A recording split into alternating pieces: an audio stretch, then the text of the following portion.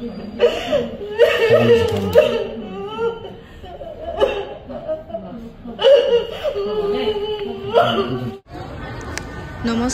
এয়া আপোনালোকক দেখাবলৈ লৈছোঁ এটা দৃশ্য।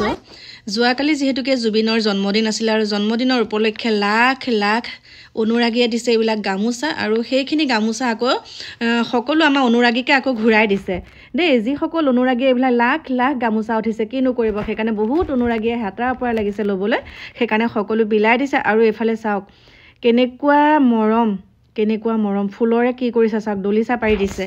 আৰু এইখিনি সময়তে এটা কথা মানে মনলৈ আহিছে, বহুত দুখ লাগিছে। আমাৰ প্ৰাণৰ শিল্পীগৰাকীৰ পত্নী, জুবিন গাৰ্গৰ পত্নী, তেওঁ গৰিমা গাৰ্গ একদম কান্দি কান্দি ভাগৰি গৈছে। আৰু কেক কটাৰ সময়ত আচলতে মই ভাবিছোঁ কেকটো কাটিবলৈ দিবই নালাগিছিলে। তেওঁ ইতিমধ্যে একদম থাকিব মানে অৱস্থা একেবাৰে বেয়া বুলি ক'লেও ভুল নহয়, একেবাৰে বেয়া।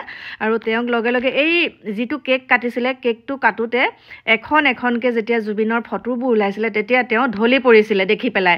আৰু লগে লগে তেওঁক কি কৰিলে, মেডিকেলত ভৰ্তি কৰাব লগা হ'ল। একদম অসহনীয়। আৰু আমাৰ এই প্ৰাণৰ শিল্পীগৰাকী চাওক, কিছুমান ধেমেলীয়া কথা তেওঁ কৈ আছিলে যে জন্মদিনত মই কেক কাটিলে বেয়া পাওঁ, মই পলাই যাওঁ, আৰু এইবাৰ মই ক'ত পলাই থাকোঁগৈ নাজানো।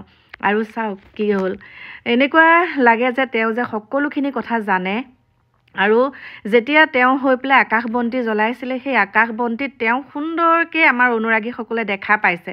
আৰু সেয়েহে ভাবিছোঁ আপোনালোকেও মোৰ ভিডিঅ'টো চাব, আপোনালোকে তাতেই আমাৰ প্ৰাণৰ শিল্পীগৰাকীক দেখা পাব, আমাৰ ভগৱানক তাতেই আপোনালোকে দেখা পাব। বহুত দুখ লাগিছে যেতিয়া কালি মই জুবিন ক্ষেত্ৰত জন্মদিনৰ উপলক্ষে যেতিয়া তাত উপস্থিত হৈছিলোঁ, এনেও গৈ থাকোঁ বাৰু, আৰু সহস্ৰজন লোকৰ মুখত এটাই কথা যে জুবিনে ন্যায় পাব লাগে।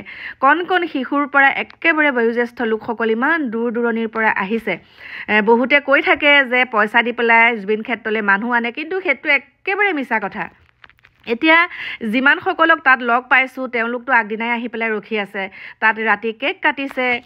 ইমান ভাল পায় প্ৰাণৰ শিল্পীগৰাকীৰ কাৰণে তেওঁলোকে কি কৰা নাই, কি অনা নাইকিয়া।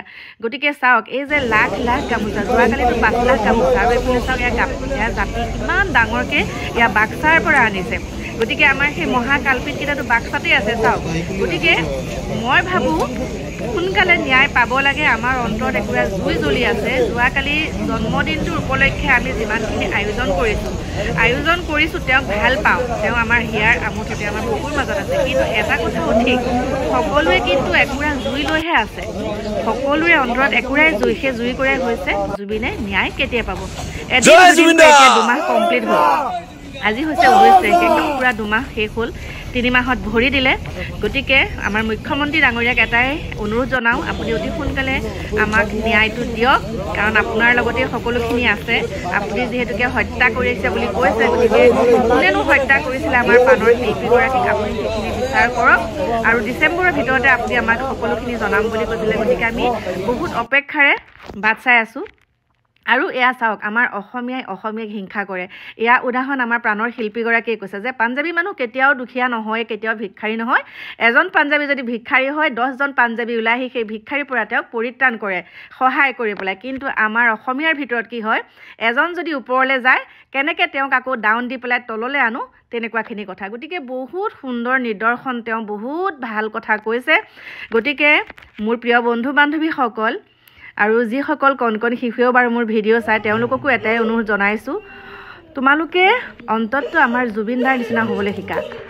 আমাৰ জুবিনৰ যিখিনি ৰাইজৰ হকে কৈ গ'ল, আমাৰ অসমখন গোটেই ভাৰতবৰ্ষতে আজি তেওঁৰ নামটো ক'লে জিলিকি উঠে। আমি বুকু হাত দি পেলাই আমি গৌৰৱেৰে ক'ব পাৰোঁ যে আমি জুবিন দেশৰ মানুহ।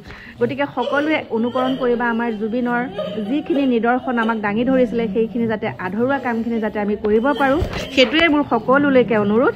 বাকী মোৰ প্ৰিয় বন্ধু বান্ধৱীসকল, লগ পাম আপোনালোকক সুন্দৰকৈ এটা নতুন ভিডিঅ'ৰ সৈতে। এতিয়া ৰাখিছোঁ।